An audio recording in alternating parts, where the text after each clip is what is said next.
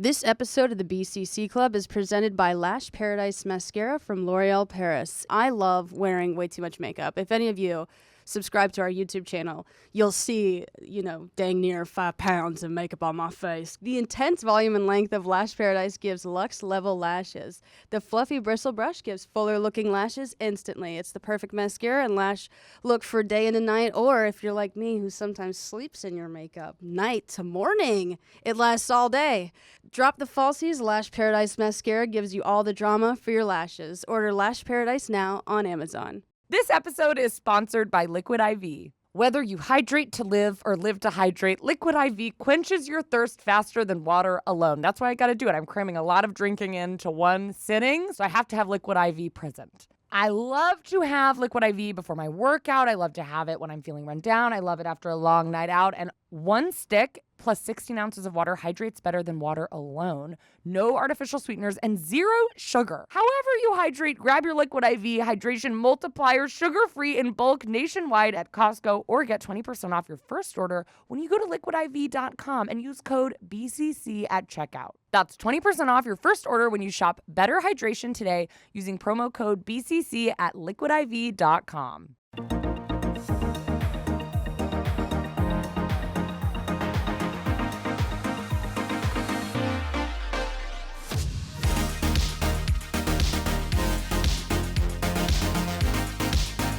Welcome to the chain. This is the BCC Club. We're your hosts. I'm Kendahl and Sarah. And I'm Sarah Schauer. And today we have 2 guests in the studio. If you guys would like to introduce yourselves. So I'm Rhys. I'm the director and producer of Winnie-the-Pooh, Blood and Honey 1 and now 2, which is in theatres. And I'm Scott Chambers. I play Christopher Robin this time round, and I also produce the film. Amazing. Oh, I'm so excited because this movie is so fun. It is such a hoot. And also, I love horror movies. So I think, would you consider this a horror movie? Yeah, Definitely, for sure, yeah. yeah. Okay, because some people 100%. get a little like, well, it's a thriller or it's a monster. Okay, but it's a horror movie. It's scary. We're so excited to just deep dive with you today about the movie. And also, we wanted to talk a little bit about childhood fables and how scary they can be. Yes, because the Puniverse is very much like the dark side of like children's fables, and I feel like all people don't know that like children's stories usually do have like a dark origin. I'm assuming you guys are like very familiar with the Brothers Grimm. Is who inspired this? Not massively. Like, basically, what happened was, so I've been producing for a while. Rhys recently got into it. And I had this big goal of, like, I wanted to make 100 films by a certain age, all feature films. And the point was because I was thinking, if I ever get in a room with, like Sony or whatever, it's like, how do I stand out? What's my USP sort of thing? Like, I haven't had a film in Sundance, anything like that. So I was like, what if I can do 100 feature films on under 100K, and then they'll trust me with money? Easy, super easy. Well, I did do it. That is crazy. I was gonna ask what age. In my head, you were gonna be like 94, and I was like, okay, that'll still be hard. But you've already 30. done it. Yeah, 30 was the age, and I did it. And then I was like, right, now how do I get my company like famous in a way? Or like, I was thinking about clickbait concepts. I did Humpty Dumpty, Jack and Jill, with these nursery rhymes, and then one day on Twitter, it really wasn't that deep. But Winnie-the-Pooh, Winnie-the-Pooh went in the public domain. I saw it on Twitter, and then we just went, oh yeah, we'll do that, like Jason Voorhees, done. That was it. Yeah. I guess when you're making that many features, you don't have to think too much. You're like, sure, let's do it. Let's do it. Yeah, it was kind of like the Roger Corman kind of model. So it was like, it was cheaper and it was more volume based. So we didn't have huge development time for it. It was just like, here's a concept, sounds good, let's just see if it works, and then we just make it, and then just move on to the next one and keep the that same year going. We did 47 feature films, like literally between us. Like, he directed obviously Winnie 1, but he did it in 6 days on £20,000. So like in the news they're saying 100K. That's just PR stuff, but it's 20K. And then before that, a week before, you'd filmed the Killing Tree, which is a demonic Christmas tree. A week after Winnie, you did Dinosaur Prison. Yeah. So you were like back to back to back, weren't you? Yeah, it was really, really relentless for a while. That's why we didn't have a huge amount of like time and resources to put behind the first one. But that changed with the sequel. Yeah, the sequel's totally different. Actually cannot process. Yeah. I made a short film one time. You would have thought I was opening a country. I mean, it was like so much work. It took so much time. Yeah. I am like, if anyone has ever made a film, that sounds impossible. Like, I actually can't. I consider myself a pretty hard worker. And I'm like, did you sleep? Did you, even if you Yeah. didn't sleep, I'm still like, that's so No, many. we literally don't really have lives, and like obviously I've got my acting stuff as well. So in the same year, like I remember when you were filming reshoots for Winnie, I was doing this TV show called Malpractice in the UK, and it's a doctor show, and I was like on my days off I'd be coming to the Winnie set, and then going back to shoot that. So it was like so chaotic when it like Yeah. Wow. But yeah, it was kind of like, because we were doing so many films, you can kind of leverage off of each other. So we would be reusing a lot of the same cast. So Yeah. we would get the cast and then say, okay, you're booked next week or like, I don't know, at the end of the month for like another film. And we'd be reusing the same crew. So it's almost like a bit like how a rep company used to work. We'd have this cohort of people, and we would have these like this selection of writers, and we would be funneling them ideas. They would then write it, and then we would just be picking from this pool of people to get it going with like locations we like commonly use. That's how we were able to like just keep the ball rolling and just get so many going. But it still was a massive stress, and and it still was hard. But yeah, going back to your question about the Brothers Grimm and stuff, the origins of almost all fairy tales have this really like dark past, and they initially were really, really dark. And then what's happened is Disney mostly have kind of converted them into being a lot more like family friendly, and for like more kid focused. And then we're like taking it back. Well, I was reading about it. It says like the original fables were supposed to be educational, not just entertain. And so like I guess education by like killing most of their characters, or like Pinocchio, he like I want to read about the Little Mermaid. Actually, they're all about really dark things. But yeah, so I noticed that the cast that you guys chose is 5 Winnie-the-Pooh characters, and then it seems like besides Peter Pan and Tinkerbell, they're kind of more randomly selected. What was the selection process for besides Winnie-the-Pooh and Tinkerbell and Peter Pan? What was the selection process for the other characters? So is this in terms of Blood and Honey, like the other characters Yes. we inserted Yeah. into that? Yeah. The new additions in Blood and Honey compared to the first film was Owl and Tigger. So the reason they went in there is because the most popular characters of all the Winnie the Pooh books were basically Pooh and Tigger, and we couldn't initially use Tigger because he wasn't in the public domain the first time we shot the film. Otherwise I would have probably used him, but this time it was like, now he's available, everyone loves Tigger, everyone wants to see him kill people, so we introduced him. And then with Owl was a bit like, I was a bit 50-50 with Owl. I was like, do I use Owl or do I use like Rabbit or Roo or one of the other ones? And our executive producers got really worried about Owl because they were thinking, what is he going to look like? Is he going to look like this terribly, like this massive fluffy just abomination? Is he not going to be scary at all? And they couldn't really see how we were going to make him scary. But I said about the idea I had, make him a bit more like Vulture-like, and he gives something really unique to the group compared to the other characters, in terms of he's normally more of the wise one. So he's like the voice of reason for the group. So he's the one who's like slowly pushing the characters to do certain things. He's a bit smarter than the rest, and because he's an owl, he can fly.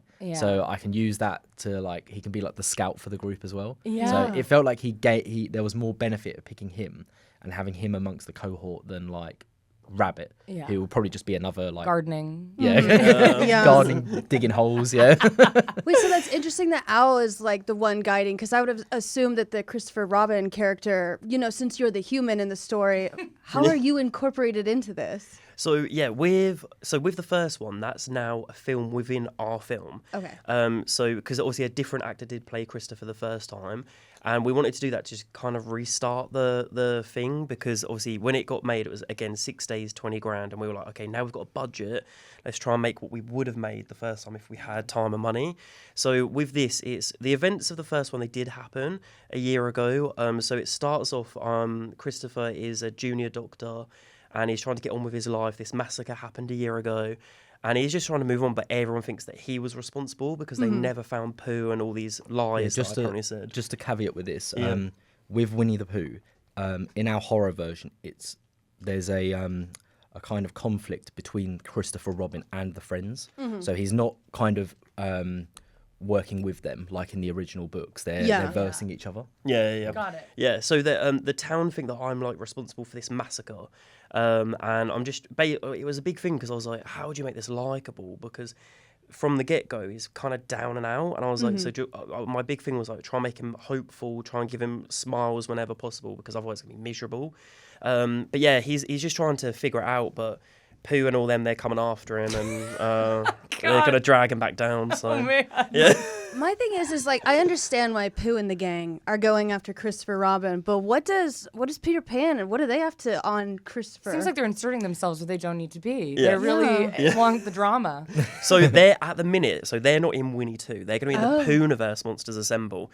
So in Puniverse Monsters Assemble, which we shoot at the end of the year, that will have Winnie, Piglet, Owl, Tigger, Rabbit, Mad Peter Hatter. Pan, Tinkerbell, Mad Hatter, Bambi? Pinocchio, Bambi. Yeah, yep. Winnie's going to ride Bambi. That's what I saw. Yeah, I you saw saw the a poster. picture of that and I said, I'm interested. Yeah, that's gonna be a fun scene. because we took brainstorming that. Yeah. But they're basically what we're doing this year. We're making like intro films. Yeah. So Peter Pan films in May, and I'm directing that one, and it's basically. That was the easiest one to make a horror because it was like, an old guy creeping in little children's rooms saying, "Come to Neverland." It's just weird. Yeah. So that one's really dark and twisted. It's a bit like Black Phone and. So he's not a child in your version. No, he's an old Perfect. man. Yeah, with a deformed face because something that happened to him. So we got that one, and then we got Pinocchio Unstrung, and then after that we've got what's that one we're doing? I think that's when we go into. That is when we go into Puniverse, Puniverse, isn't it? Yeah. And then they're gonna join like the Avengers, and they're going after anyone that survived the films. Like it was Bambi. We've shot Bambi the Reckoning. You shot Bambi? Yeah. First her mom. Yeah. No. Sorry. But yeah, no. We filmed that in January, and that's coming out at some point at the end of the year. So yeah, they're all gonna work together just to destroy everyone once and for all. So. Mm-hmm.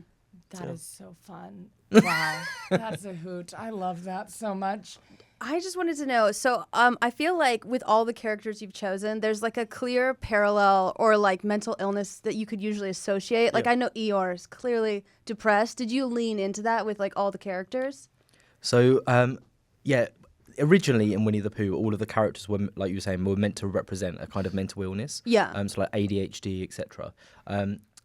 But we didn't massively lean into it because they each of these characters, they have different like personality traits and they act differently, and some of that feeds in. So for example with Tigger, he's got a lot more like adrenaline in him, so it's like he's shaking. It's like he's had 20 Red Bulls before he goes and kills everyone.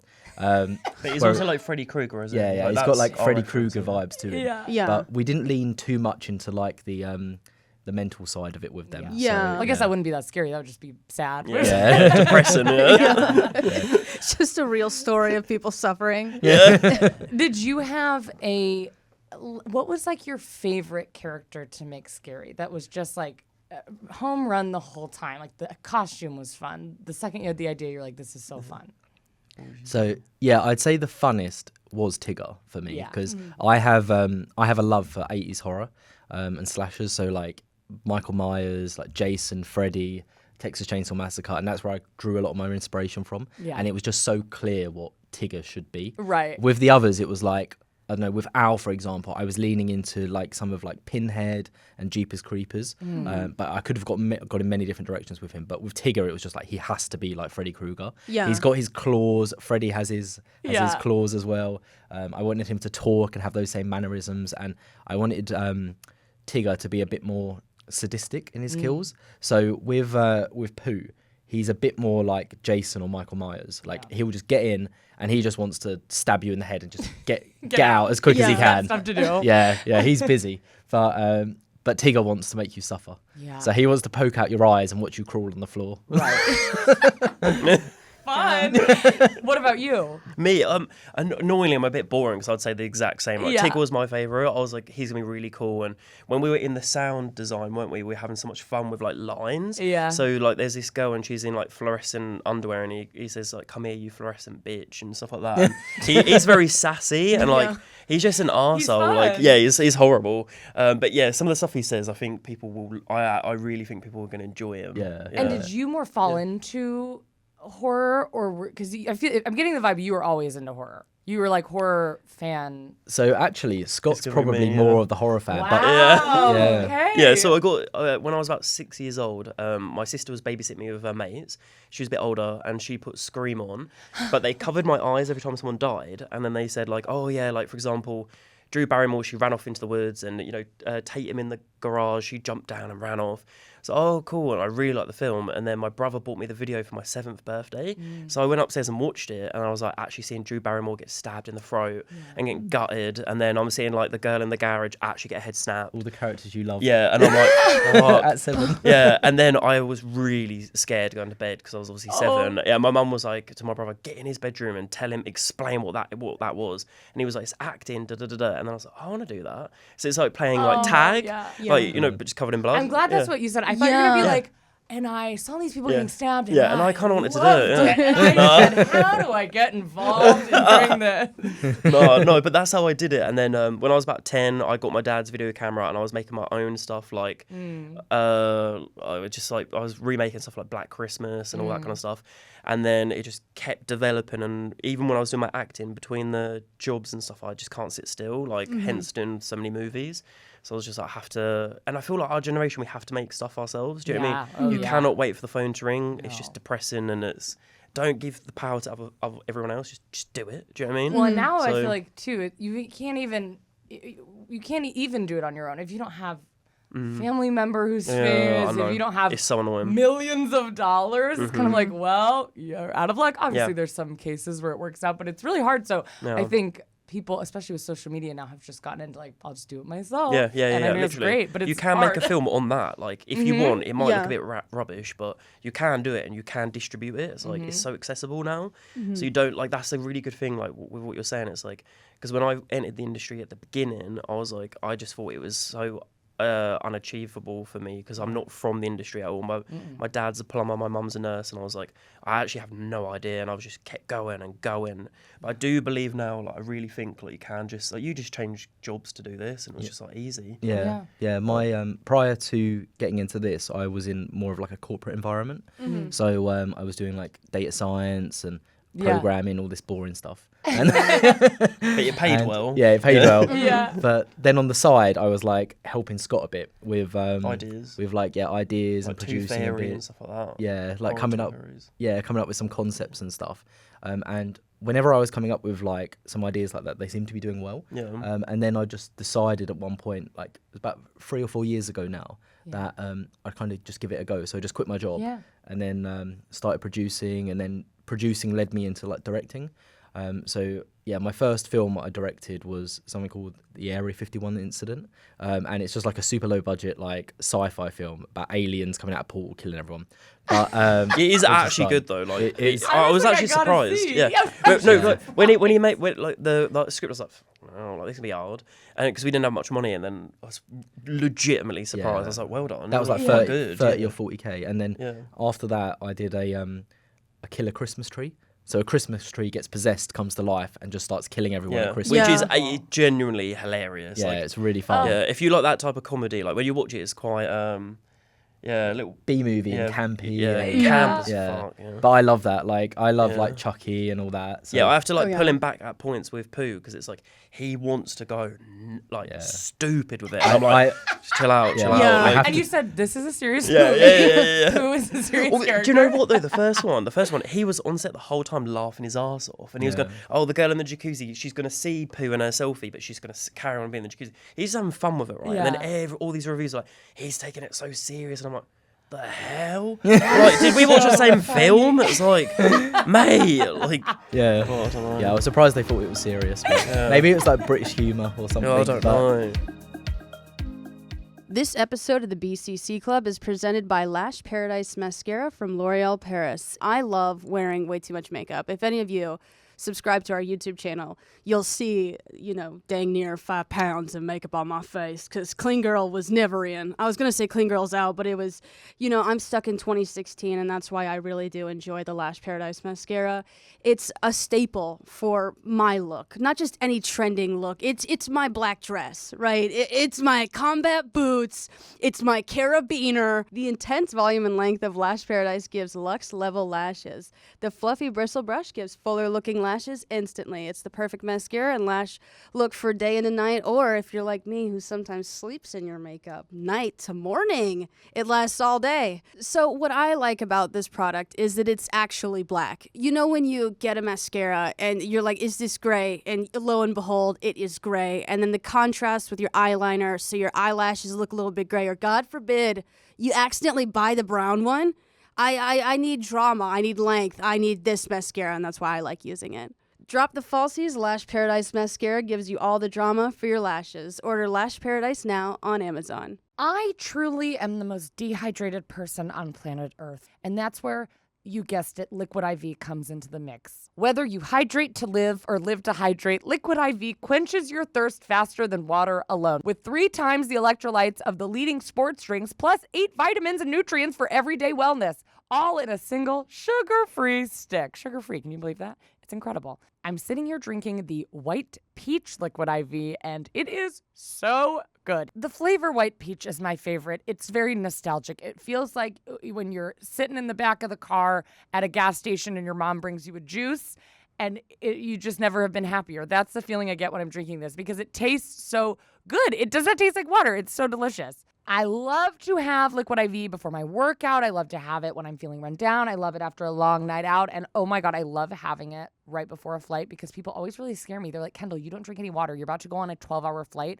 You're going to get so dehydrated. You're going to turn into a little raisin in the sky. And I don't want to do that. I don't want to be that. So I have so many Liquid IVs before I get on a plane, and I feel like I am a professional traveler. I feel like everyone's looking at me being like, look how plump her skin is. Look how hydrated she looks. 1 stick plus 16 ounces of water hydrates better than water alone. No artificial sweeteners and 0 sugar. However you hydrate, grab your Liquid IV Hydration Multiplier, sugar-free in bulk nationwide at Costco, or get 20% off your first order when you go to liquidiv.com and use code BCC at checkout. That's 20% off your first order when you shop Better Hydration today using promo code BCC at liquidiv.com.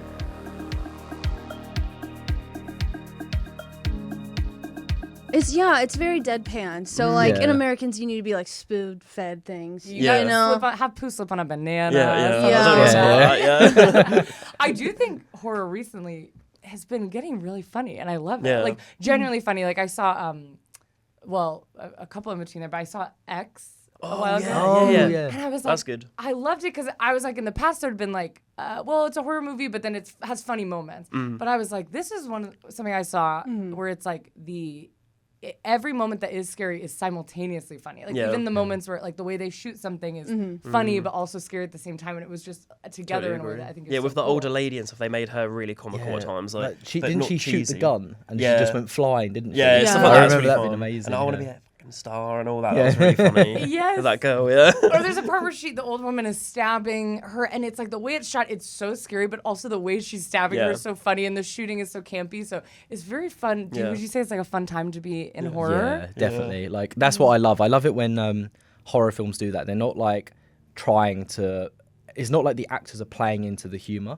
Like they're taking it all dead serious. It's just the scenarios themselves which are really funny. Yeah. And we've done a lot of that in Pooh as well. So if you like that, you should like the sequel. Yeah. I think I'm going to. That's so fun. I'm really excited. So I want to ask a question about this Puniverse. So a lot of the characters they're from stories where there are actual villains. Do they like kind of ever fight the original villains?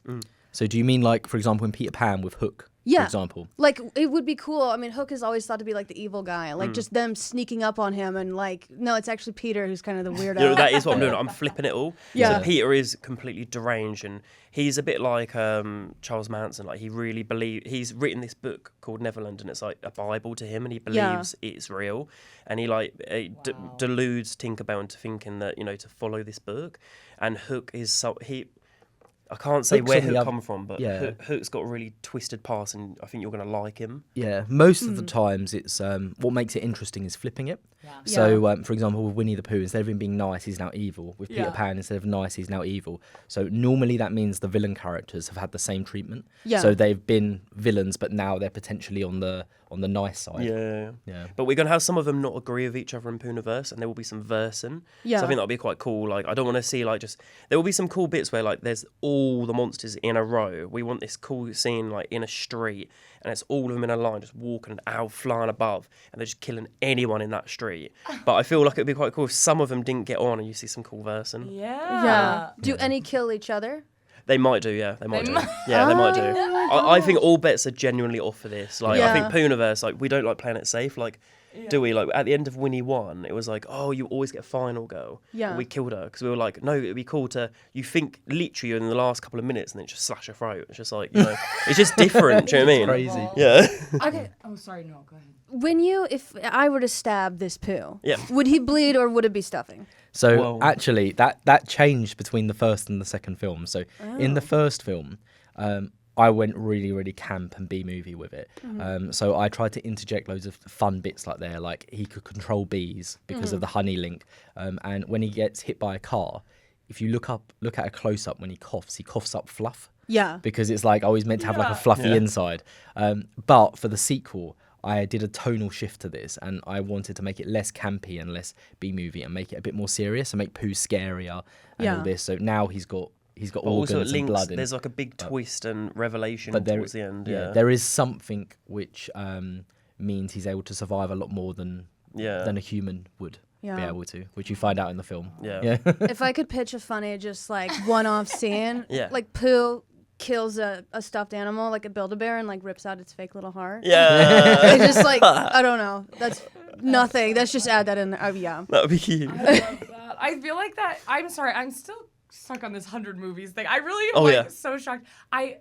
Do you feel like though it helped you like, because like I'm a comedian and I do stuff on the internet. We both do stuff on the internet, and it makes you have to churn out so much stuff. Yeah. Where you're, like, I used to, like, if I wrote a character or if I did anything, it would take me so long to make it, and then I'd get notes, and then you'd do rewrites, and then you'd practice again, and then you'd perform. And I feel like it's helped me so much not be so precious. Yeah, exactly. Do you feel like because anyone I've known who's made a feature, they've been talking to me about it for 6 years, and I'm like, yes, I get it. You're still editing this feature. Yep, I get the feature is gonna come out soon. So do you feel like it's made you be less precious with your films, where you're just like try, and it makes stuff better because you're just trying stuff and not being so perfectionist about everything? Yeah, definitely. Like with the experience we had before, a lot of it was all about getting about 80% there. Like you can get 80% there in like, I don't know, 7 days of filming, or like I'll say a month of editing. But then to get the remaining 20%, you would need to obsess over it for like 10 months. But we were moving so fast, you didn't really have that luxury. You have to just get it done, get it 80% there, and move on. With Winnie 2 though, because we've kind of like stepped up a level in terms of like the budgets and like the quality of the film and stuff. We no longer have to look at it as like we need to get 80% there. It's like we need to get to about 95% there. But we're still moving fast. Like the first film only came out last February, and the new film's now out as well. So in the space of 1 year, we've like wrote it, shot it, edited But we it, slowed got it down like in the released. last year. I think like Rhys was very much on Winnie, whereas like I'm doing other films to try and get us some more income sort of thing. So I think I produced probably still about 20 films, but your focus was Winnie, wasn't it? And now this year the focus is literally 4 films in it. I think like so Bambi, Peter Pan, Puniverse. Okay, you're getting lazy. Yeah, I'm getting lazy now. Yeah, I'm chilling out a bit now. So But yeah, there's like a careful balance between like, you need to be able to let go of a lot and not be a complete perfectionist. Yeah, and on the film, day just know, like, it's like that is the best we can do. It's like we're running out of time. Everyone doesn't want to be here. We're the only ones wanting to do it. You get to that point, honestly, on these budgets, like, I think some people going into the industry, we get like, they're a lot, not Pooh 2, but some of the other projects, they're like entry-level industry people, aren't they? You know, like some of these jobs. So when they come, I think they're expecting, I don't know, trailers and stuff, and then they get there and it's just like, you're in the woods. And then and then no one wants to do it at a certain point, and we just have to go like, there's no point pushing people, so they hate it. Let's try and have a good time, because we always go by like, number 1, have a good time, number 2, do your best.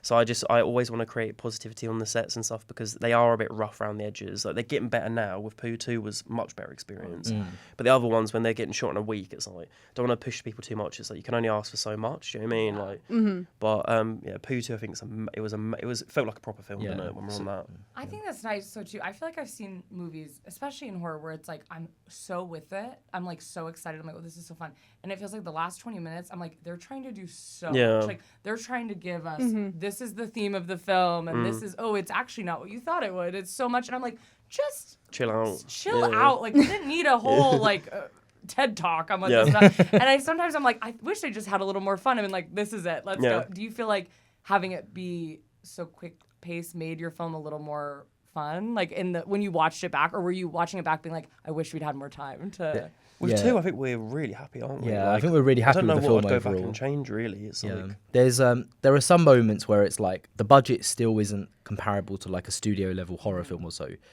So you do have to, like we were saying before, just accept the fact certain bits are like 90% there or 85% there. But overall, yeah, we're really happy with the film. We had some fun in the edit. Like, there was the opening death scene is these 3 girls that are in a caravan, and they get trashed. Like, some of their deaths are honestly the worst in the movies, as in they're so violent. One gets like her arm snapped backwards, or both her arms snapped backwards, both her legs snapped backwards. I can say it now because it's coming out today. Yeah. But yeah, she gets wrecked, and then something else happens to her.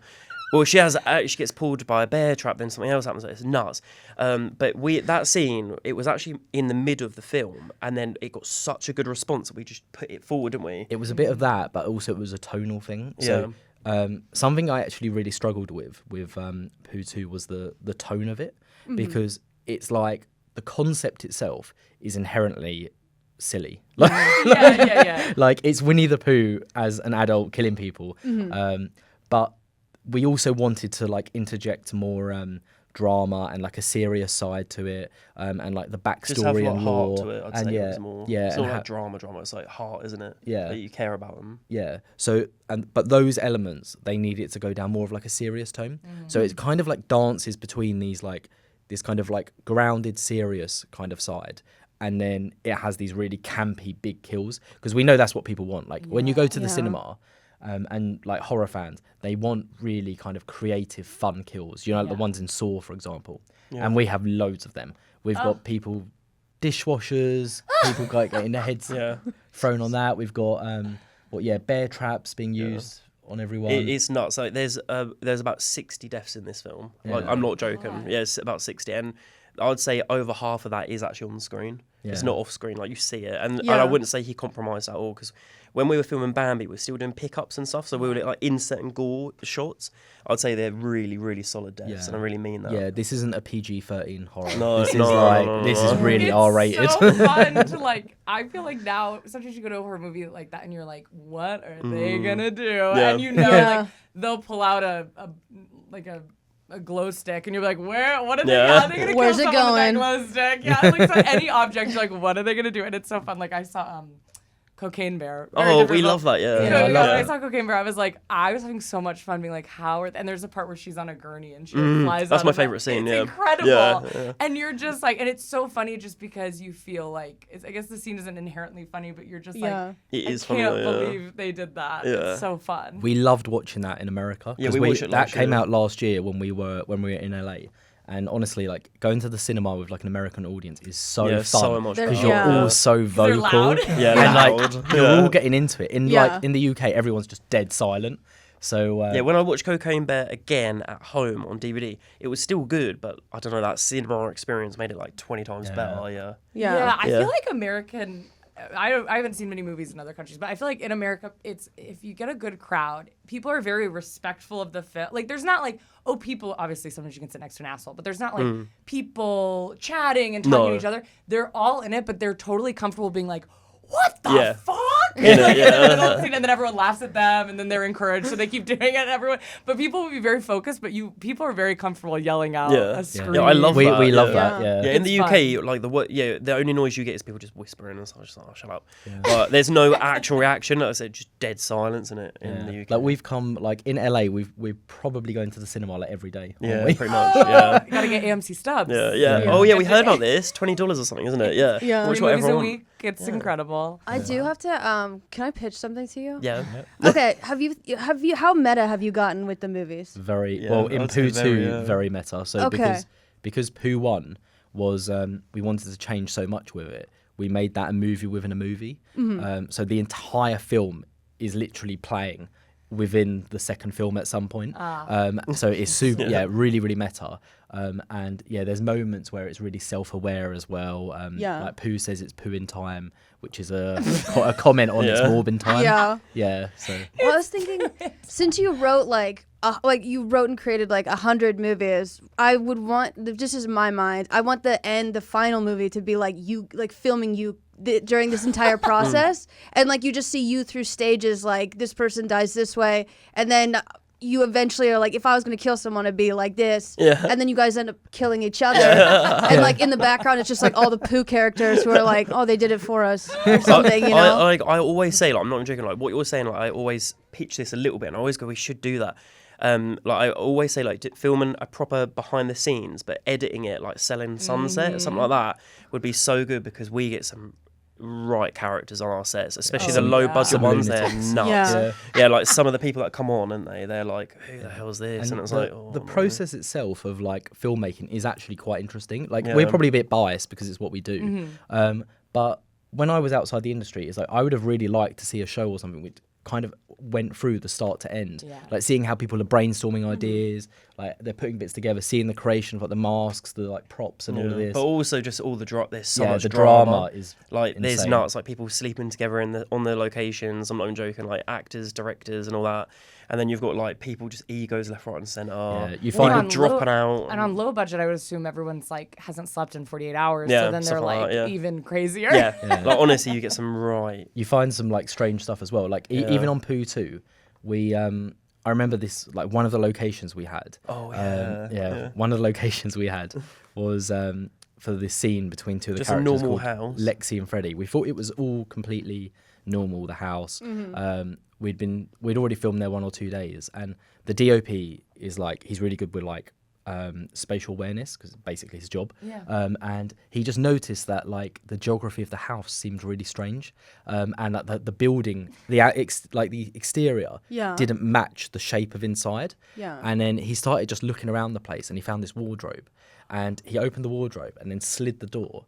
And within the wardrobe, he slid like Narnia. So he opens this door, and behind it was the biggest sex dungeon we've ever seen. Well, I've never seen one, but I was like, how many? Like, have you seen? I haven't seen one, but it was huge. It's bigger sex swings, everything. Bigger than tempted to be like, we need to change one of the scenes in the movie. We have to utilize this. Bigger than my entire flat, and it had like walls of like dildos and all these like crazy contraptions and stuff. But then we saw cameras in there, and we were like, get out. Shut the door. Yeah. Probably not security. You probably don't need to worry. Probably not for security. Probably for other stuff. That is wild. That is incredible. I'm trying to think of what other questions, but you're pretty like, you just answer all the questions I was going to ask. Okay, actually, here's something. What is something about horror that you wish other people understood? Horror. I think just to let go, like stop being, like know what you're going into. Like there's two kind of things at the minute. It's like popcorn horror fun, horror, or you've got that A24 style stuff, and it's like, don't go into like stuff like Winnie and expect like talk to me. It ain't gonna be talk to me. Do you know what I mean? And I feel like it's just like people like kind of not understanding what they're going into. It sometimes is a bit like surprising to me. Like when I see like it weren't like this film, it's like, well, no, we're not at all trying to be like that film. We're trying to be like it, like these ones. I guess was my only thing. Sometimes, like I think sometimes with horror it can be too preachy.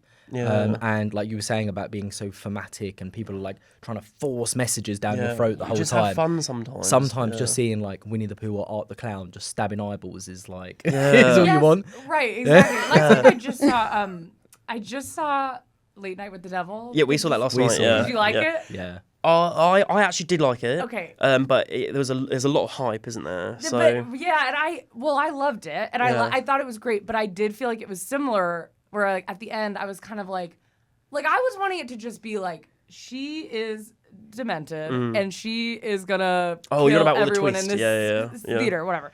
No spoilers, but it did. I sometimes get a little confused when I'm like, now I don't really know what the reality of this situation is. Like, who is who? Some people are he's dreaming. I don't know what's going on. Sometimes I'm like, I wish we just kept it simple. Like, I want to watch this this creepy teenager murder everyone Yeah, in this yeah. studio. Which some people would disagree, but sometimes I'm just like, keep it simple. Yeah. But I was like, oh, now we're making bigger comments on like Hollywood as a whole, and we're doing all this stuff, and I'm like, I just want to watch her kill someone. Yeah, same. But it was fun. Yeah, I think that's the problem, isn't it? It's like, because like there's so many intelligent horror films out there, like, you know, what's it called, elevated horror, which I'm a massive fan of, because they're really out of the box. I think it's really cool. But I just think, like, they don't all have to be like that, and you can just sometimes go in, just literally have some popcorn and just not think about stuff. Do you know what I mean? Just watch.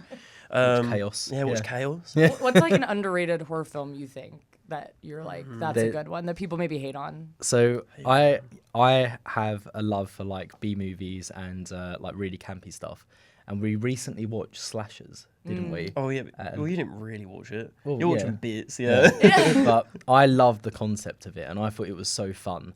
And it doesn't have a huge audience, does it? That one, it's really, not really. It's quite small, but yeah. Maybe say what it's about. Yeah, It's not really a the big concept is like it's like a reality TV show where the contestants go on it and they have to survive for 24 hours. Yeah.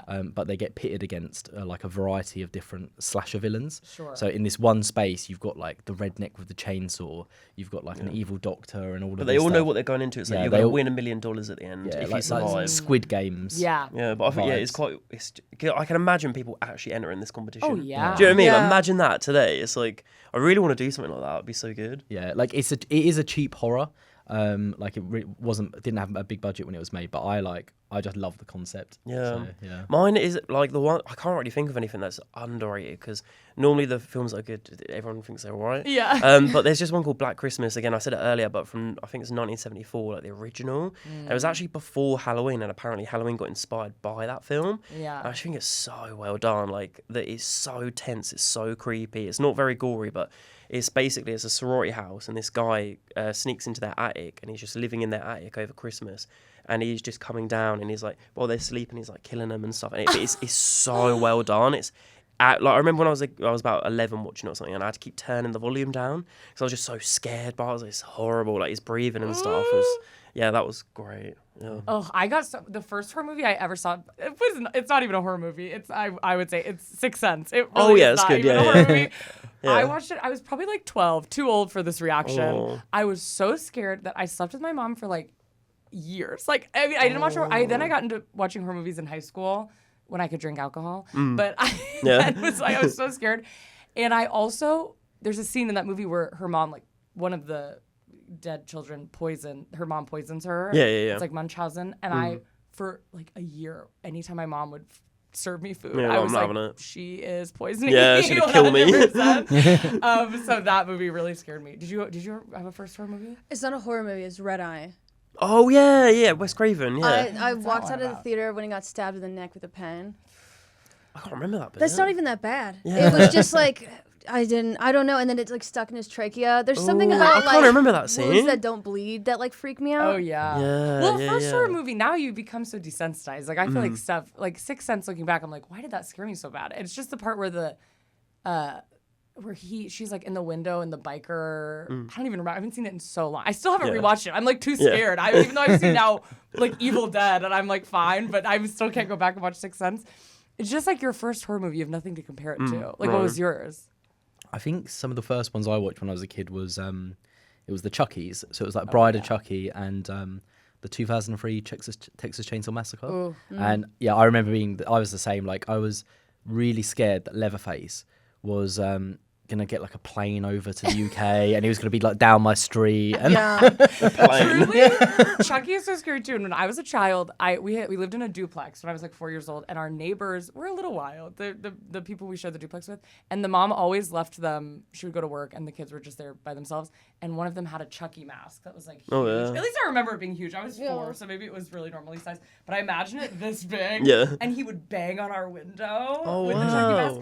My poor mom is like working at Dillard's, and I'm calling her, being like, "Chucky is outside." Oh no. And she was like, "Okay, well, just try to do something else. I don't know."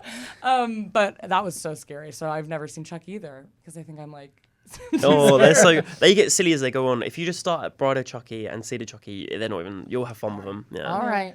Yeah. All right. So there's like Freddie and Jason. Is there like a British version of him? Oh no, I don't think so.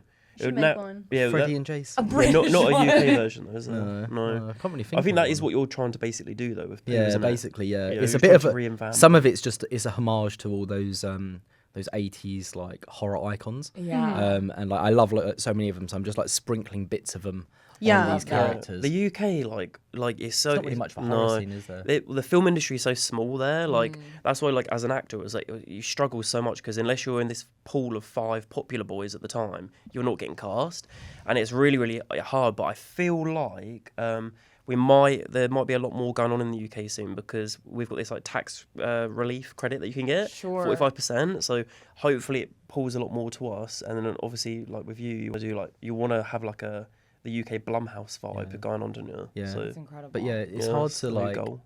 I think a lot of the horror in the UK at the moment, like what comes out of it, is normally very serious. Like there was one recently. I think it's a bit underrated. It's Baghead. And I really like that one. Yeah. But Did he like suffocate because he went like grocery shopping? No. No. It's just CCTV footage. Yeah, Of this man he's struggling. just dead. That's so interesting. Yeah, because I feel like American horror is like famously. I feel like it's changing, but it used to be like that's what you do in high school. You would go watch like bad horror. You'd rent like the worst horror movie, and it's like the worst actors, and everyone is like wearing bikinis the whole time, and it's just like people dying while having sex. Like that's all. Like American horrors. That's what I always pictured it as. Yeah. But I feel like it's getting a little different. Yeah, I think so, innit? Yeah, it's like it's getting a lot more like the whole thing is like people. You got like stuff like Saw and stuff, and it's so gory. It doesn't help with stuff like our low budget stuff because then they're expecting so much, and it's like you got to remember these are like £10 million or $10 million films and stuff. Like we have like under $1 million. Yeah. So it's quite difficult, but. Yeah, I feel like you're getting a proper. The other thing is though, like a lot of the stuff at the cinemas now, like it isn't that fun to watch because they're like PG-13 horror. So it's like lots of jump scares, but no actual violence. Yeah. Just be like, but I can see what they're doing. They just want bums on seats, don't they? They want like everyone to come and watch it, so it earns money. But I hope that we go back to like. Yeah, well, that's what we're doing, isn't it? We're doing more like you were saying. It's just like it's embracing the kind of campier, which I love, slasher side of it. I think that's so fun. And I just love when a R-rated. film knows what it is. You know what I mean? Where it's like, this is what we're doing, and I'm like, that's incredible. Because sometimes, was there a moment on set where you were like, we don't really like, we want to do this kill or this whatever, and we like can't really figure out the budget for it, like where you got really creative? Because me and him, we brainstorm non-stop, so wherever we are, like in a car, on the tube, walking down the road or something, we're just brainstorming. So if you heard our conversations, they're weird, aren't they? It's about killing people, and it's like, but normally what we do is we write just anything. We let like Matt Leslie wrote the script for Pooh 2 and with Rhys, but with the deaths it was kind of like just write whatever for now, and we always improv in the space, don't we? Because I think with the script on Pooh 2, for example, with all the like Tigger death scenes, we essentially just made it blank. Like on the script, we were just like, just put these rough 10 deaths in there, just because on our budgets, when you it changes so much, you get to the space, and that can really dictate how the death scenes will go. Yeah, because you'll see something that's like, why would you not use that? Yeah, so like for example, Yeah, like the dildo on the wall. You're like, the sex dungeon. That's so fun. Yeah, it's like, how much do you let the actors improv? Because you said you go to weird locations, they're a bit off already. Like, see how you would kill someone. Yeah. Well, with the dialogue, it is quite fun because with Rhys, obviously, when I was playing Christopher in this one, he was going like the reason I love working with him is he will go to me like, just do 2. Well, if we get this amount of takes, on a good day, it would be like, do 2 takes of the script, and then the third one just see what comes out. And I really like that because I'm a massive fan of improv, and I feel like sometimes in the space, and if you're with the right actor and they're really in the moment, you can just bounce and you can just see what comes out. But I had a scene with Simon Callow, and in the UK he's like one of the greats. Like he does Simon Cowell? Yeah, Callow, not Cowl. I was like, what? That's the X Factor. Yeah, no, we've got similar names, but no, he's like BAFTA nominated and stuff, and he's great. But when I was in a scene with him, it was a bit like that. It was like, if you change any like way of like performing, like I don't know, if you change the inflection of your voice, something, he responds to it, which I really, really like. Because some other actors, you'll be in a scene with them, not really in Pooh, but in other stuff I've done, and they've rehearsed their They're so lines. stuck in it, That's yeah. them, and you're like, okay, I just got to work around this. Do you know what I mean? And it's a bit like, But yeah, he was. Oh, sorry. I was gonna say, yeah, Simon was. He did really, really well, and I remember yeah, on it was incredible. on that day for his scene, he like suddenly decided he wanted to do a Scottish accent, didn't Yeah. he? And we were just like, I was a bit like, I need to think about it for a second, but then Yeah, it really worked. Yeah. Didn't it? It made him more like yeah, like you like the character. yeah, basically, exactly yeah. like the character. And I had some of the crew going to me, don't Don't let him do Yeah, it. don't do He Scottish. does this on every film. Yeah. Please. They were saying like, someone was saying Americans really struggle to understand Scottish people apparently, and I was like, I don't know, like it was really clear to me, so I was like, yeah, just I'll let him do it because I think it's fine, and It is, it's all turned out really well, hasn't it? Yeah. That's so fun. Was did you have a hard time going from, because you didn't act in the first one? No. Were you like kind of having a hard time going from not being just all hands on deck the whole time to now having to like focus on you and your lines and your all of that? Were you like, oh, I want to have my hands in everything, but I can't right now? So I would have preferred to have just done the acting, but what happened was like 3 days before the shoot, like we did plan a lot. We had months in advance, but 3 days before the shoot, the production design, like the set designer, he was also doing the costume. He pulled out 3 days before, and that was my week to basically prep Christopher Robin because it had been so relentless up until that point, producing wise, because you do wear a lot of hats. So I was like casting the movie and all this kind of stuff and finding locations with Rhys and blah blah blah. And then I was like, oh my god! So the script just went aside, and I was just like, there's a scene where there's a rave scene, and they're all in kind of like Skimpy outfits. yeah, skimpy outfits.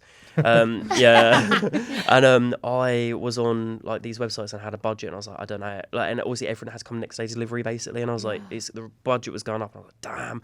And my biggest thing was actually understanding female body types, because with guys you just go, are you small, medium, large? Yeah, and I go, girls are like, or people like, or like, 'Cause the upper do you half- have yeah. 20 Yeah. hours for me to Yeah. explain to you? Yeah, and I was like, I need an answer. Is it small? And they'd be like, because I'm like, I have to order all this tonight. And they're like, what Yeah, brand? Yeah, You're like, I don't know. And they'd be like, well, normally I'm this size because of the upper area, and they'd be like, but sometimes I can be this size because, and I was like, oh my god, and I was like sat there for hours trying to order all these outfits, because it was like 60, but they all need duplicates and all this kind of stuff. So, and then obviously I was doing the costume for every actor in this. I got the costume for him, so I was like, because that guy pulled out. So by day one of filming, I was so ill, but not from like flu, but from stress. And you were as well. Like, and I remember like I was doing my therapy. There's a character, my character does therapy, and that was my first stuff. And I kept falling asleep in the chair because I was so ill, and I was like sweating and stuff. And I was like, so I'm really rough. And I would say to her, I was like, I really liked her, and I was like, she's called Teresa, and I was like, oh, I feel so rough. I'm like, I'm not trying to be real. I just feel so rough. And I was like sleeping in the chair, and they're like, Scott, can we frame up? And I was like, oh my god. And I was like, fucking hell. I was like, but I did regret it. I was like, why have I said yes to doing this? Just because classic, people just dropping out left, right, and centre, and you'd like, even like on the days it'd be like, loads of extras had dropped out, and be like, oh my god, getting the laptop out, like, okay, who's applied, who looks right for the roles, and it's just like, no. So You probably looked really upset during your therapy scene. Though. That was probably great. Do you know what's funny? So some cheeky little person on Instagram, so I took a picture of myself in the therapy scene. Someone just replied going, you look really haggard. And I was like, I actually was. But no, it kind of worked for the character, didn't it? Yeah. But yeah, with you, like he literally threw up on set from stress. Like it's, Yeah, it's quite intense because, the same thing impacted me a bit. Like, I was hoping to spend a lot of time in the week prior to really be thinking about the scenes and like sort of planning ahead, but it's just like all out the window. Yeah. And it's just, you've just got to essentially... Was yours just because, it was mostly because that, wasn't it? Yeah, because that guy dropped out with mostly. so much to do. So we had to, a lot of it just ended up becoming even more improv and like trying to figure things out as we were going with the shoot. Yeah. But I've promised myself I won't do that again. No, we're anymore. not doing that so again. Next time I go for my next film, I'm going to refuse for anything to get booked until I've got like certain things in place, until I've seen the creatures, I've got the shot list and everything done, I've got all of this stuff. Well, I'm sure it's a learning curve too to be like, we were so low budget for so long, and then to be like, okay, you don't actually have to do that much right now. Like, I mean, obviously so much, but you don't have to like keep working at that pace probably where you're like, oh, I could like ask someone to do that for me. Yeah. Do you know what? That's the hard thing, because we're still in this, like, that's the really hard thing, because it's like, on the other films, it's like, oh, you've messed up the costume, whatever, we'll just get whatever. Or, oh, it's very like laid back, like, yeah, sure, whatever, or, like, you just do your best. But on this, it isn't like that. It's like, no, we really need to up the game from the first one. We need it to be at this level, otherwise we're going to lose the audience.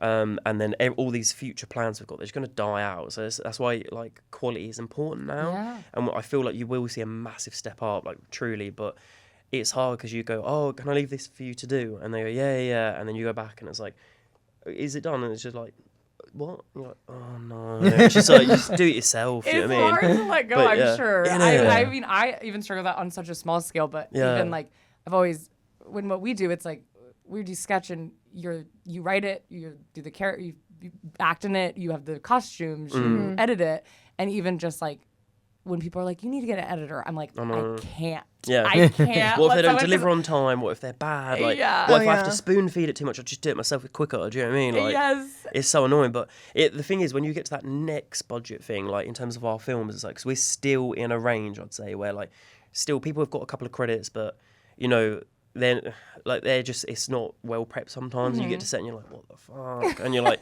why haven't you done that? And they're like, I don't know. And you're like, I'll do it then.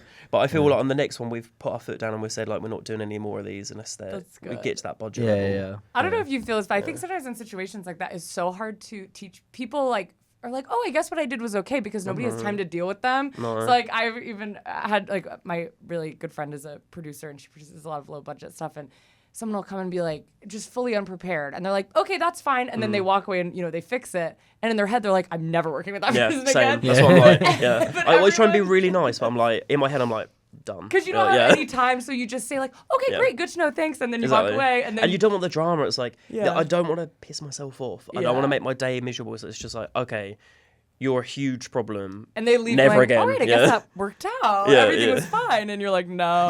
That's the nuts thing. The nuts thing, because I've got like a work WhatsApp, like a business WhatsApp, and the amount of messages.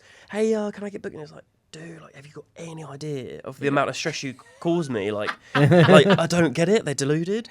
It's like never, ever again. Yeah. But, I don't know. It's tough. Yeah. It's tough. Well, I am like truly amazed. I'm like so excited to see the movie, and I'm so excited to like honestly just continue following you two because I'm like, you're doing such amazing stuff. Yeah, hopefully onwards and upwards. He's got some really exciting pictures we're out in LA doing. Yeah. So I'm hoping things will happen. Yeah. Like long term, we want to, like we're saying, it's like all about like moving up and getting on bigger and bigger projects. Yeah. So That was the whole point of the 100 films. Like, it wasn't for me to make 100 cheap films, like, in terms of, oh, that's what I really want to do. It's just like, what is your USP? Do you know what I mean? If I go in a room and I go, I've made one feature film on 20 grand, and they're like, Okay. I don't know, like, do you know what I mean? Like, the Yeah. person before has had the Sundance thing, and it's just like, they're going to get it. Yeah. Whereas it's like, if I go in and I go, I've made 100 feature films, it's like, there's a lot more promise, I think, Yeah. than a short film, you know, because the budgets of short films are normally what I make a feature on. Yeah. So I feel like we've kind of worked from the bottom up, and it's like, we know how to use the budget now. And Yeah. So hopefully the ball's going to keep rolling for Yeah. us, and we'll move on to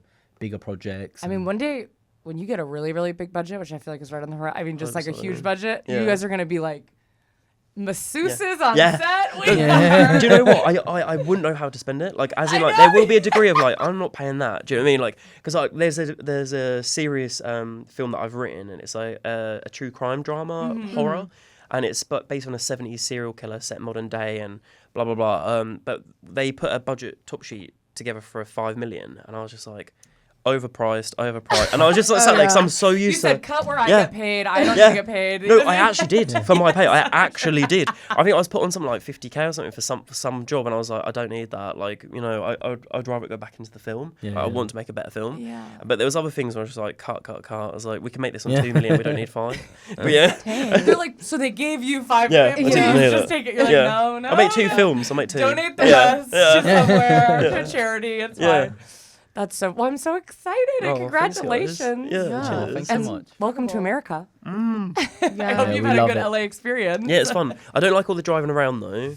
It's so annoying. Like, it's Yeah. actually so annoying, isn't it? It's like nothing's up the road. It's constant, like getting an Uber. Yeah. It's a lot of time with your thoughts. Yeah. Yeah. It's like, oh, Yeah. God. I remember I lived in New York for a long time, and everything's very walkable. And when I first moved to LA, my friends were like, we're gonna go bar hopping. It's the worst thing I've ever done in my Really? life. It was like we would drive 15 minutes, 45 minutes to park. And then they're like, okay, next bar. I'm like, no, I'm staying here. Thank you so much. Yeah, no way. Spending half the day just traveling around. A lot of driving. No, I went to a Rodeo Drive yesterday because I wanted to be like Pretty Woman, walk down the road and get rejected from shops. But no, I went down there. It was really cool, isn't it? Yeah. Like, you put your phone anywhere. It's just like, it is like a film set. Like, I felt like I was just so pretty. It's Like, that was fun.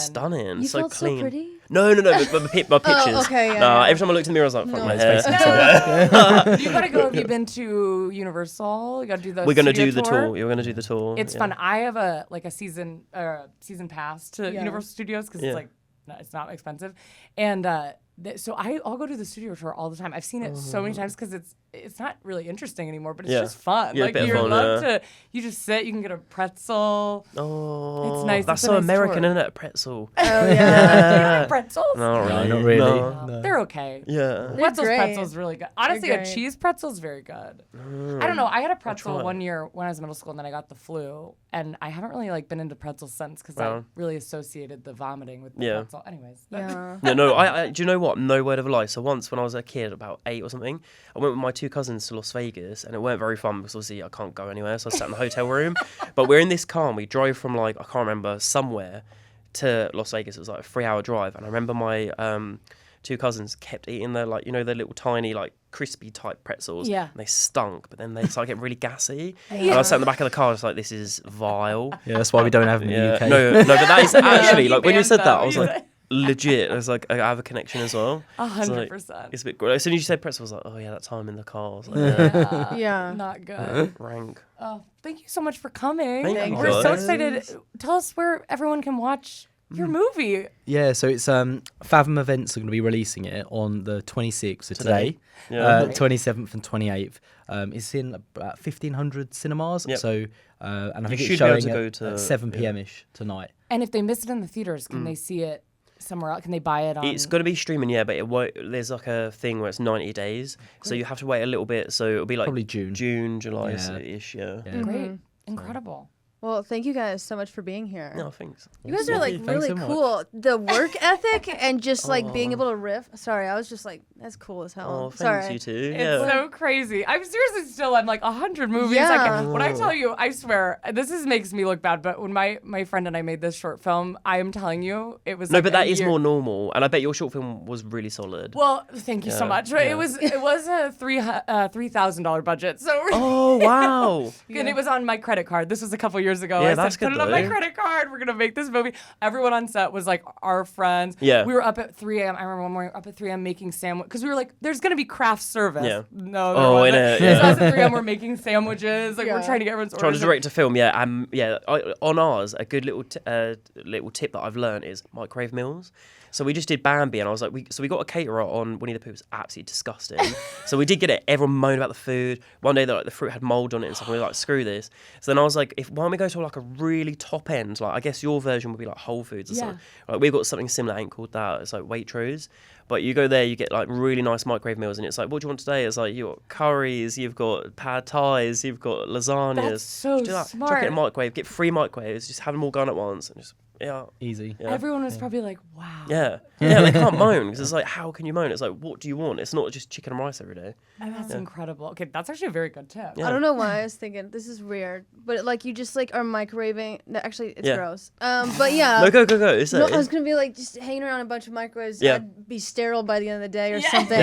Oh no. Joking. No, when they're done, we put them straight in someone's arms. We're like, right, yeah, Yeah. lasagna, macaroni cheese. Yeah. It's like Kitchen Nightmares. Have you seen Yeah. that show where they're No. like, it's like what's his name?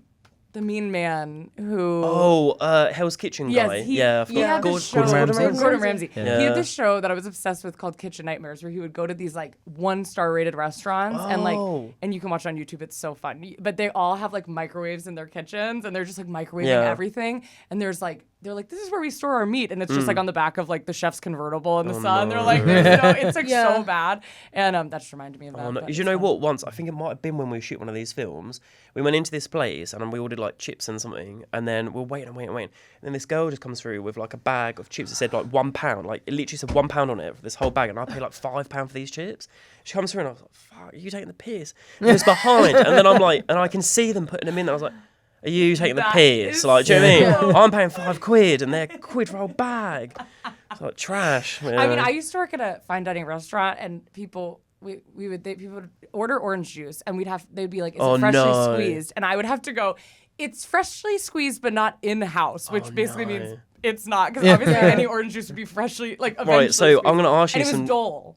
What's that, Dole? Dole is a brand of it'd be like Sunny D. I mean, it's Yeah. like not. No. It's like, and we would pour. It was like $8 for a glass this big. Yeah. And we would just pour it out of. What is up with your guys' prices here? I got a latte, $9. Yeah. Are they taking It's the so piss? expensive Yeah, here. we pay about £4. Yeah. Like, I don't know. I just got back from Japan, and I am traumatized now because everything is so. I don't know if it's cheap, but it's just so expensive in LA. Yeah. I was getting. Oh, do you think it's an DoorDash- LA thing? Yeah. Oh Oh yeah. yeah, LA and New York, any city is really. Okay, so really if you were in somewhere like Texas, it would be cheaper. You just drive like 50 miles west, and it'll probably be like $4. Really? But Yeah. it's still pretty expensive. But even in Japan, I was getting DoorDash every morning for breakfast because it was $2. I'm not even kidding. It was $2 to get DoorDash for even the delivery fee. If you got a like a latte delivered here right now, it probably costs $40. Like it's so wild. Yeah. But yeah, LA's You know, you've got something called Creation. yeah. 10 out of Yeah. 10. Very I've said- expensive. Yeah. Do you know what? The other day I was like, oh, order. And I went really look at the prices because I was like, oh, it's probably about $5. Like, again, I was just like, order. Oh, look, extraordinary lattes. I was like, order. And then I went to Basket and it was like $96. And I was Yeah. like, commit to it. But I was like, it was really nice. It's but wild. fuck The no. Creation is so funny because they have this specific list that's like really good smoothies. Yeah, and innit? they're $20 Yeah. each. And Yeah, they just $20. add stuff. They're It's taking like piss. aloe vera, and you have the Chia souls seeds of and- Two kids, Yeah, yeah. 2 kids in your smoothie, and it does make you feel like you Yeah. are That's really doing good. right. Did by you your see the body. syringe? That was a gimmick, innit? Yes. But I'm such like honestly, like everyone goes, "Oh, you're made for LA," because I love all that I'm the stuff. same way. And it's like the little syringe. I'm like, "Oh, I've got to have one." It's like my medicine, but it's like don't do anything. It's just lemon juice they put into a syringe. Yeah, and you for have like it, and you're like, $75. it's really gross. It's like, fucking hell. It's like, Yeah. Oh, I feel good now. But look, you're glowing. Yep. Oh, there we go. It's just your lights. Though. But do you know what I did yesterday? This was a first. At our hotel, they had a Peloton bike. I did my first session. They're quite good, you know. You're gonna Yeah. become like American. Yeah. Yeah, you're gonna move. Yeah. Next time you see me, I have the little sunglasses with a little. Well, I've got a Pomeranian at home, and I'll be sat with my little pom like that. You already have a Pomeranian? Yeah, I've got Yeah, two. I've got Yeah. We're gonna You're ready see you for on LA. we're gonna see you on Rodeo in like bicycle shorts Yeah. in like Yeah. 2 days. Yeah. You know. Giving What's it your all that. biggest difference so far in being in America versus? Well, I thought there'd be a lot, just a quick something like that, but I thought it'd be like everyone would have plastic surgery. I've not seen much of that yet. Well, we have really good plastic Yeah. surgery, so sometimes you don't know. Yeah. So I thought it'd be really obvious, and I hadn't seen it yet. But it was a bit random. On Rodeo Drive, it was like plastic surgeon just on Rodeo Drive. I was like, random. Like Louis Popped in Vuitton. there, got a yeah, little- just trying to get- Yeah. But yeah, we love how like positive all you guys are. positive. Like compared to London, everyone in London is Miserable. like British people are so moany. Really? And Yeah. you come here and everyone's so positive about everything. So Yeah. Yeah. Like you guys, your energy and stuff. Like I feel like, like in the UK, it wouldn't be really like this. Would it? It'd be a little bit like, Too hi, how are you? scary. It's like very polite and just very like, Yeah. Like, just, oh God. Yeah. No, I did feel we went to London recently, and like we were at the Spotify office, and I felt like when we were talking to them, they were scared, or like you know, like Jesus, Yeah. okay, Yeah. you're yelling. Yeah. You know? Your I remember- accents are quite big though, you know, like because I'm learning it at the minute, the American accent, and like how I'm doing it at home, I'm like I think it sounds really natural and stuff, and I feel like it sounds like the movies. Then I meet you guys, and it's so like I feel like if I did it, they'd say you're like bad fake. at acting. Can we yeah. hear it? Yeah. No, Like not how now, you do guys. me. Yeah, but I'm like 60%. You're gonna think it's shit, but I'll just do it. This maybe can't go live, but okay. So yeah, It's not offensive, to be clear. It's Yeah. okay. You can make fun of yeah, but it Americans. might be a bit shit. Yeah, but then someone more watches and go, I'm not hiring him. Okay, so say hi. My name is Scott. Hi, my name is Scott. Your accent's really different to what I've been learning though. Where are you from? I'm from California. You are. Oh, really? Yeah. are you learning a Southern accent? Or No, like, mine's like neutral, but it still sounds different to Oh. that. But hang on, wait, la la la la. So, do it again. Hi, my name is Scott. Yeah, it's quite different to what I'm. Do you do it as well? hi, my name is Scott. Yeah, you're both doing it different to how I've been taught. But okay. you've got it wrong. Yeah, you too. You're not doing it right. come back. But I'll just go. Okay, so la la la. Hey, my name is Scott. That's good. No, Is that actually right? That I think there's so many different American Yeah. accents. Like probably like You don't think it's good? Be honest. Say it You're again. being Wait, nice. Say it again. Yeah, that like, was you're like you went, yeah, it's good, and you were something like. Wait, no, say it again. Okay, so la la la. So hey, my name is Scott. Hey, cheeseburger. wait, do that again. Cheeseburger. Cheeseburger. It's okay. the R's. Oh, you did that on purpose because the R's are hard. Cheeseburger, like that. You do it again. Cheeseburger? Yeah, cheeseburger. Cheeseburger. I don't know if this makes sense. It's go a on. good accent, but Yeah. you sound like you're from an 80s movie. Yeah. All right, yeah, that's fine. Because I'm trying to be. So there we go. I'm done. No, So thank you very much. very No, I'm good. joking. It was very good. All right. No, yeah, you sounded like Back to the Future guy. Oh, well, at the minute, my accent teacher, she goes, try and find someone that you think you're similar casting to, and we'll try, the first thing we're going to try and mimic their voice. Yeah. So maybe I'll do his then. No, yeah, because you What sounded character? like the main character from Back to the Future. Oh, the guy with the red jacket or whatever it is. Yeah. that one. Yeah, I've forgotten his name. Okay, now Yeah. you two British, go. Oh. You can't do that to me and not do it back. Okay. So I. Oh, you're going really posh. I'll do really posh. And Really posh? what should I say? That's a bit Australian. Cheeseburger. No. Cheeseburger. Say, hi, my name is Scott. Hi, my name is Scott. Okay, and now your turn? Oh shit. Oh, shite. Did I say shite? I Oh, just yeah, shy. Yeah, whenever I shy. try a British accent, my face gets too like I don't know. Just put it all here, like we're like. It's gonna be like Cockney. Yeah, go on, just do. Hi, my name is Scott. Yeah. I always like to do British newscaster where they're like, Yeah, go on. on today's Oh, episode, yeah. we're going to be talking about the royals, and they talk. It's like not a British accent the way the newscasters talk. That's the thing. Like when I watch American shows where they've got British people, you either sound like you're from the palace, Yeah. or you sound like you're Oliver Twist. It's like, Yeah. but no one Yeah. actually really sounds like that. Hello. Yeah, mate, yeah, What? yeah. Like have you seen Mary Poppins? Yeah, Dick, yeah. Dick Van Dyke. And he's like Mary. Yeah, I'm like, yeah. where's he Yeah. from? Are they supposed to? There's honestly, you never meet people like this. And when they're like, "Oh, hello, darling," yes, it's like, "Oh, well, yeah." If you go to the Ritz or something, do you know what I mean? But like, if Yeah. you're going down the street, it's like everyone's just kind of like us. I always think Yeah. about. I remember in the Harry Potter press tour, which Oh, yeah. was one thing I think is so funny They're about quite London. posh. Yeah. When we went, I was like, wow, they really are like. Our thing is Harry Potter. Like every single store is like, and we're a coffee shop, but we sell Harry Potter Harry wands. Potter, yeah. It's like, Yeah. what is this? Yeah. But I remember Emma Watson was Yeah. talking about how she had been to the London premiere when she was young, and everyone was just very like polite. And then she really realized she was famous because when she went to America, people were like mobbing her and being like, Yeah. "We love you!" Yeah. like screaming. She was like, "No one had ever screamed at me Yeah. before." But Do you in know America, what? I think that's actually maybe like, because I totally know what you mean. Because in the UK, I feel like if you're like a celebrity or something, and you come and live in the UK, you'll have a quiet life because we don't really have paparazzi and stuff. Yeah. And then over here, it feels a bit like, jeez, like I don't know how people Yeah. get on with it. But then again, like recently, I've been learning via PR teams and stuff. Like actually, all that's all set up anyway. I don't actually. you Like, can call the paparazzi yeah. on yourself. What a joke. It's embarrassing. It's really Yeah, embarrassing. it's so Yeah. it's so Really- pathetic. And I don't think people in the rest of America know, but like when you're in Los Angeles, you really know the ins and outs, and Oh, it's so embarrassing. Like when you see anyone on paparazzi, unless it's Yeah. like Taylor Swift, but even Taylor Swift maybe calling the paparazzi Really? and stuff, you're like, that is so embarrassing. Yeah, Like, like, you know when they're yeah. walking down the road, because like in the past I've seen like they're walking to their little Starbucks, and you're like, how did they know there was there and stuff?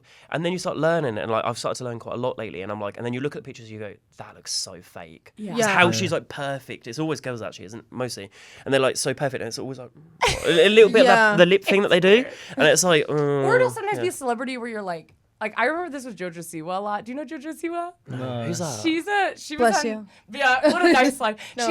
She's like a teenage pop star. But she used to not be, now she's a little more famous, but she used to not really be that famous. Like nobody really knew who she was unless they were into like a specific reality TV Yeah. show she was on. And she was having the paparazzi called on her every single day, Yeah. and she would post it on Instagram. She'd be like, caught by the paparazzi again. Wait, is this the girl? This might be someone else, but is this the girl that like purposely made friends with celebrities to get fake? There was because I saw a It documentary. could on be this. anyone. Is that a lot here? Yeah. That Oh was no! us. That Yeah, was that was you too. Yeah. Oh shit! Awkward. Yeah. Oh god. Anyways, thank you so much for Thanks. coming. What a Thank treat. you. We can't wait for the movie, and you Thanks. guys gotta go check it out. Wait, we didn't hear your American accent. my Jesus, God. good. Go on, man. Can you tell us about where we can find your movie one more time in an American accent? Oh, that's actually quite difficult though. You say it so you can copy. Okay. Go Well, on. no, it comes out today, so I don't know what to do. Okay, Yeah, just you know say what? it comes out today in cinemas. Go and watch it. Well, we'd say the movies. Oh yeah, first you say movie. of Or you say all. theaters, don't you? We'd Yeah. say cinema. Yeah, cinema. Yeah, go on. Wait, Say. no, you say it. It's an English accent. Or not English, an American accent. You can do that. Yes, But now I'm nervous. And she's like, I can't say it. Okay, it comes out in theaters today. That is quite hard though, because you got the and we go fur. But yeah. Fetus. It comes It out comes out- fetus today. It comes out in theaters today. Comes out in theaters today. It comes out in theaters today. Who's better? Wait, An say- American. You wait, say it one more time. It comes out in theaters today. It comes out in theaters today. You can't say the theaters, I feel like, a little Yeah, bit. no. Theatres is hard though. Can you 'cause say we, it? So do it again. Sorry. It comes out in theaters today. Oh, yeah, because we go theatres. So la la la. It comes out in Theatres? 30. Yeah, it's In quite hard. 30s Yeah. today. Say it again. sorry. Theaters? Theaters. Oh, it's hard. Do it again. I've got to learn this. Shit. Yeah. Do it again. Do it again. Say theatres one more time. Theaters? Yeah, it's hard, isn't it? But then some people Theatres. say Theaters. no, theaters. Wait, let me give it a whirl. Theaters. Theaters. Theatres. Good job, Sarah. Yeah, but she is Theatres. I American. know, I know. She was nervous, okay? All right. All right, thank you well done. guys. Thank you. Bye. Thanks so Bye. much. Bye.